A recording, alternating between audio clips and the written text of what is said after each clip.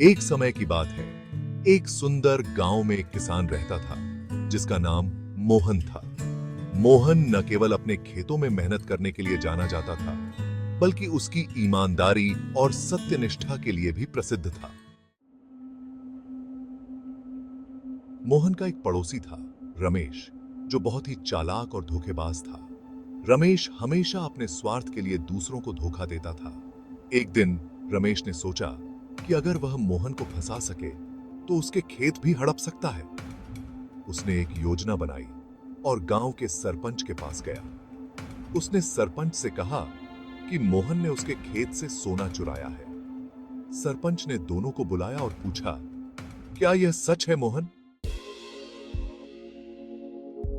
मोहन ने साफ साफ कहा, नहीं सरपंच जी, मैंने कभी भी ऐसा नहीं किया।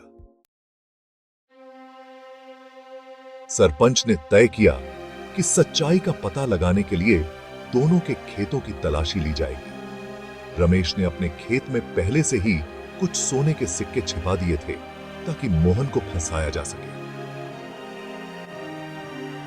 तलाशी के दौरान सरपंच को रमेश के खेत में सोने के सिक्के मिले और उसने मोहन को दोषी ठहराया।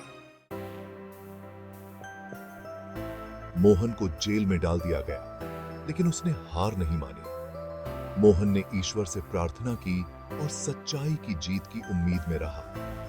कुछ दिनों बाद गांव में एक बहुत ही बुद्धिमान व्यक्ति आया। उसने गांव के लोगों से कहा कि वह सच्चाई और न्याय के बारे में बहुत कुछ जानता है और वह मोहन की सच्चाई का पता लगाने में मदद कर सकता है। उसने सरपंच से कहा, मुझे मोहन के खेतों की तलाशी लेने दीजिए। सरपंच ने सहमति दी और बुद्धिमान व्यक्ति ने मोहन के खेतों की गहराई से तलाशी ली। उसने पाया कि जमीन के नीचे एक पुराना बक्सा दबा हुआ था जिसमें बहुत सारे सोने के सिक्के थे। इस बक्से पर मोहन के पूर्वजों का नाम लिखा हुआ था।